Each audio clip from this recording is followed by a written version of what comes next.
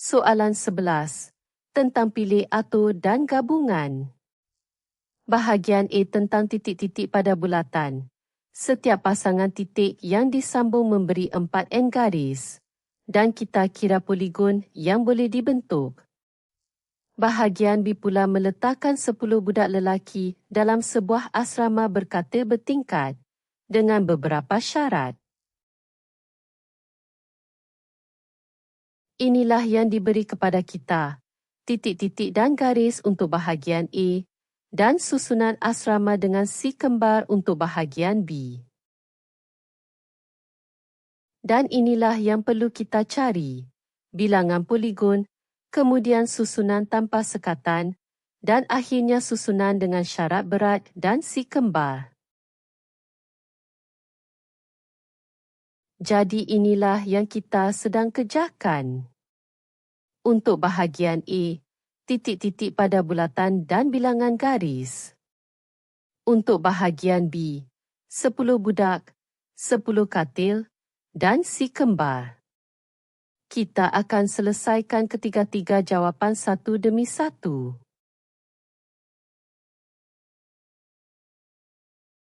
Mari kita bayangkan bahagian A. Kita ada beberapa titik yang terletak pada satu bulatan. Setiap garis lurus hanya menyambung dua daripada titik-titik itu. Jadi bilangan garis ialah bilangan cara untuk memilih dua titik. Sebuah poligon memerlukan sekurang-kurangnya 3 titik. 3 titik membentuk segitiga, 4 membentuk segi 4 dan seterusnya. Jadi mengira poligon bermakna mengira berapa banyak cara kita boleh pilih 3 atau lebih titik. Bahagian 1. Pertama, kita guna bilangan garis untuk cari N. Satu garis menyambung 2 titik. Jadi bilangan garis ialah bilangan cara untuk memilih 2 titik daripada N tambah 1 titik itu.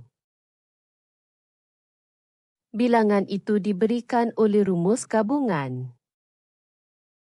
Kita diberitahu ia sama dengan 4N. Jadi inilah persamaan kita. Menulis gabungan itu memberi N tambah 1 darab N per 2.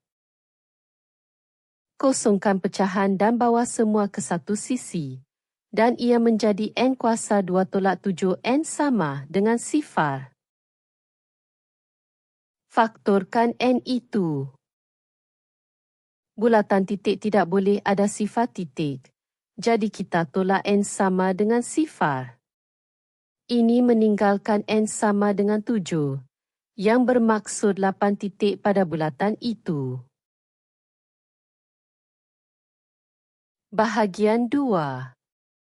Sekarang kita kira setiap poligon yang boleh dibentuk oleh 8 titik itu. Inilah 8 titik itu. Setiap poligon hanyalah pilihan 3 atau lebih daripada titik-titik itu. Segi 3 ini guna 3, segi 4 ini guna 4. Jadi kita tambahkan cara untuk memilih 3 titik, 4 titik, sehinggalah ke 8 sekali. Skim hasil tambah 6 gabungan ini. Mengira setiap satu memberikan 56, 70, 56, 28, 8 dan 1. Menjumlahkan semuanya memberikan 219 poligon. Bahagian 3. Bahagian B. Soalan 1 tanpa sebarang sekatan. Ada 10 budak lelaki dan 10 katil. 5 di atas dan 5 di bawah. Pilih sesiapa sahaja untuk kata pertama. 10 pilihan. Kemudian tinggal 9 budak untuk kata seterusnya. Kemudian 8. Dan begitulah seterusnya. sehingga katil terakhir dengan tinggal seorang budak sahaja. Darabkan semua pilihan itu bersama-sama. Hasil darab itu sebenarnya hanyalah 10 budak yang disusun dalam 10 kedudukan. Satu pilih atur. Iaitu 10 faktorial. 3,628,800.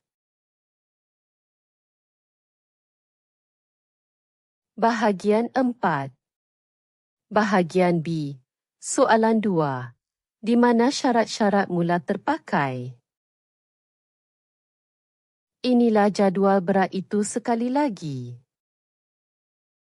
Pertama, siapa yang beratnya lebih daripada 50 kilogram? B pada 52, I pada 66, G pada 61 dan H pada 56.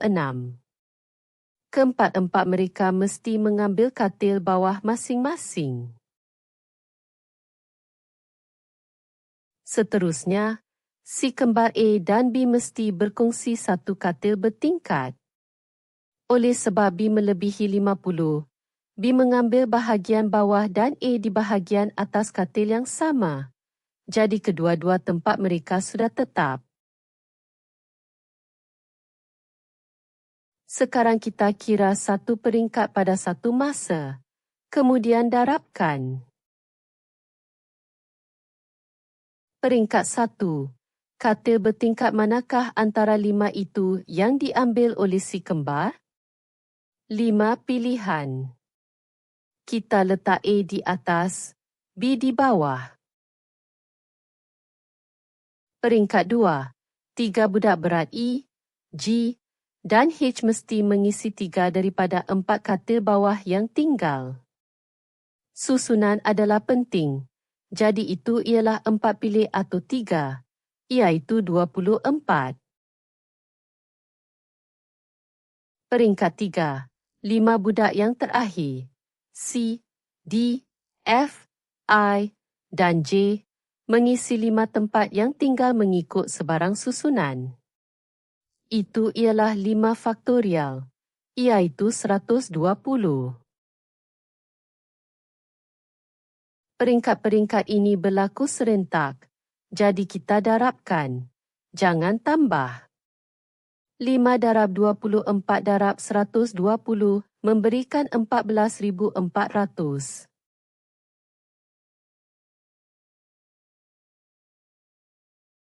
Jawapan akhir.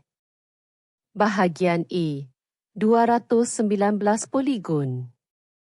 Bahagian B1, 10 faktorial, iaitu 3,628,800 cara.